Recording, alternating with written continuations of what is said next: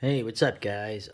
This is a book. I was trying to review this for Halloween, but so many videos I was doing, and I was working on the horror film. So, uh, I wanted to get to this before the year ended, and Arkham Reporter turned me on to these guys, and Cosmic Horror double feature. I kind of like that right off the bat. You got a double feature, right? That was the whole thing, right? Drive-ins, even regular movie theaters. I'm young enough, which is to say, I was probably 4 or 5 when I was taken to films. I remember when they used to have double features in the movie theater, the Benson in Brooklyn back in like 1970 something. So it's kind of cool. You have the double feature idea, and I like the art here too. These two stories here are by a British writer. Let me see if I'm saying this right. Cuthbertson, and I like how they have the different covers here. Of course, you have the tentacles because we're dealing with cosmic horror, so you know those tentacles. You know whose that is, right? Or that what that represents. I think I'm pronouncing this right. Dredge is the first story, and I like how you have like this British or New England looking kind of old town, right, with the pub, the stars align. And then you have here Presswood's Project. You have like this kind of weird, crazy, modern brutalist architecture. Geometrically, actually, both of these kind of evoke the stories within. Uh, they're both novellas, essentially novellas. They're more than just short stories. And you have Dredge, right, the acronym. I don't know what that stands for, but the Dredge. What I like about this one and the both of them is that you have essentially they're very British, very British. This takes place in I believe southeast England. I'm not sure where this takes place, but it takes place at university, as they say. And it's what I like about it is it's the science fiction aspect of you have these machines. Okay, the Dredge is a machine that's in a bog somewhere, in a small rural area, and this one you have a machine.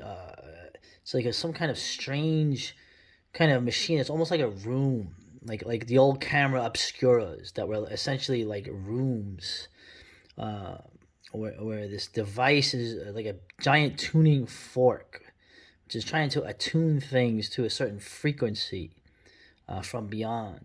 And here it's a machine that's ostensibly about draining swamplands in the southeast part of England.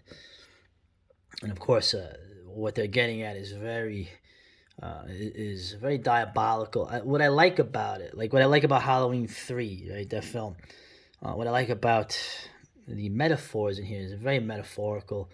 The idea that you're dealing with otherworldly powers. You're dealing with things from the beyond, right? Whether they're metaphors or whether they actually are things from the beyond. But there's always an element of humanity that it is needed in order to make these things manifest, rise up, invade. You need humans to do it. You need traders. But are they traders? Okay, are they people that want power? Right? Especially in the first story. The second story is a little is essentially almost like an alien invasion story. Okay, but not just space but time as well. So anyway, let's get into this. The first one here, I like the writing. I had reviewed the story that this author did of the loser guy who was getting drunk at the pub, and he took the last train out, and then on the train he started to see things change. Looking outside, and then within the horror of realizing that he was essentially food for this living sentient thing that had engulfed him, reminiscent of like the old Twilight Zone story, but Lovecraftian. Both stories deal with the things are not what they seem, and they slowly start to little things start to little hints. They're small at first, right?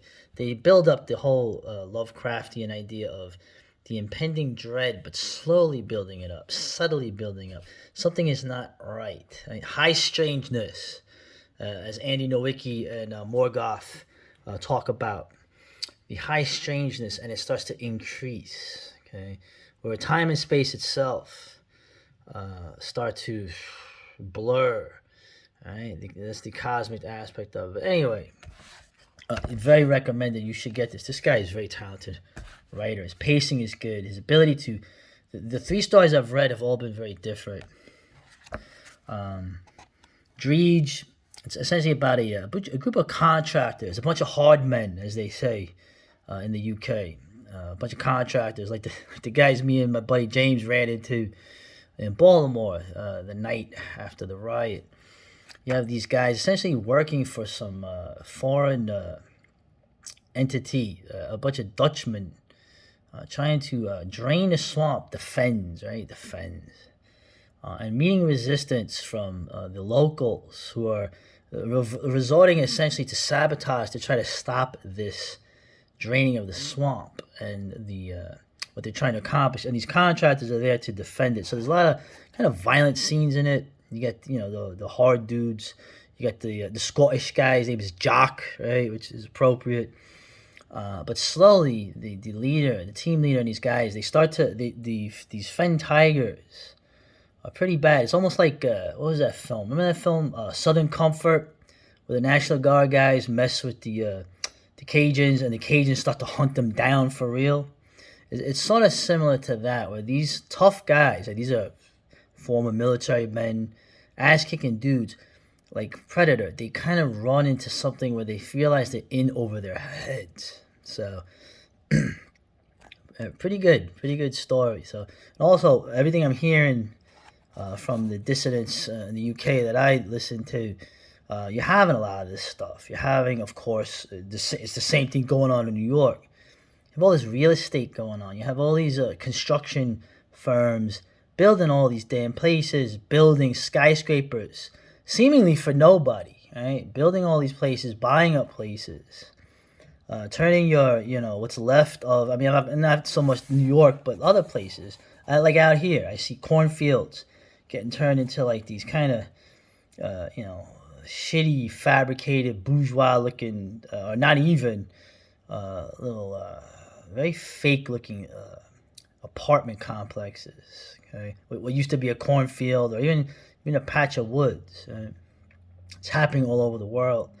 So you have a real life thing mixed in with this. So I kind of enjoyed that. Second story, Pressfix Project, is very different. You have a bunch of academic, at least the young men in this are like strivers. They want to get involved with a project with a very esteemed professor who's working on a very mysterious machine and equipment that it's like a giant tuning fork that's also a room that deals with numbers. It's very strange, but 2 students decide, hey, they want to make their names and they want to get involved and get paid. They join the project, and it starts to slowly become something that is very disturbing to the one, right? The protagonist, the person that you're reading the perspective from, he sort of doesn't want have anything to do with it after certain experiences. Okay? The other one becomes obsessed with it. And as it goes on, like I said, that high strangeness concept. Okay? Shout out to Andy Nowicki and Morgoth again. Essentially, perceptions of time and space begin to change for this man. And it just goes on. It becomes very horrific. In some ways, you could say this is an alien invasion story, but they need humans to make this happen. And it's not just like people from outer space. They're from another dimension, another world. The description of the architecture, as you see it, it's almost like one of those, I forgot the name of that artist, where like you have the staircases going in all different directions. They make posters of it, but the whole idea of like architectural horror, where things are upside down, inverted, time and space change, nonsensical things. The human body itself is also turned into a sort of an impossible geometric, or they used to say non-Euclidean architecture, as the people become literally like gelatinous, multi-limbed, tentacled things. Okay? Really impressed with this. This guy is very talented. I know there's other stuff he's done. Yeah, this guy is man. Check his stuff out and check out the Bizarchives. Check out their work. I just got number 4. I need to catch up and get the other ones, but I just got number 4, so I want to go through that. My man Arkham Reporter has a story in there, but and essentially it seems to be more. They're going for the horror, right? Um, well, well, horror escapism, right? Conspiracies, okay, historicism, the changing of almost your own what you used to just believe 5 years ago. All these things are more and more real, aren't they? Right. So you get more of a chill up your spine when it's freaking happening in front of you, but everything is fine. They tell you, right? The way to deal with this, the way to navigate this, one of the things that is helpful about stories, pulp stories, weird tales.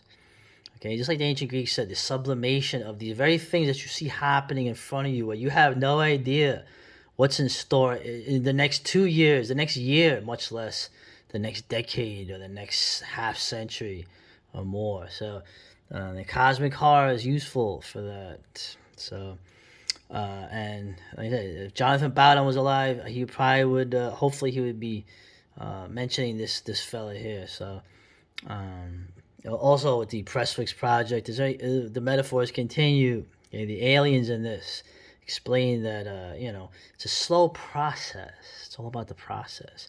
It's a slow process to slowly take over and infiltrate. But when they're done, when they've progressively taken over everything, you see how almost impossible it is for us and the protagonist in the story to almost to escape or deal with it in any way. Okay, right? The real horror, the horror is real. Right? So, but regardless, enjoy it. Get this later.